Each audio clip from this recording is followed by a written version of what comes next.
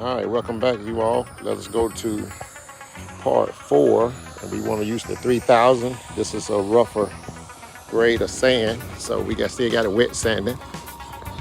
Remember, just go straight lines.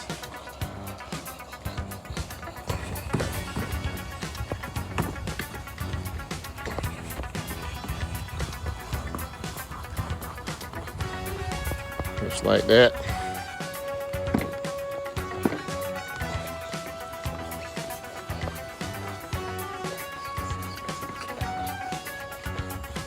All right, let's rinse it off. All right, next step, we're gonna dry it off. So you just wanna take it and dry it off real good. You gotta make sure it's real dry before you use the clear. And we're gonna air dry it too. All right, air dry it off.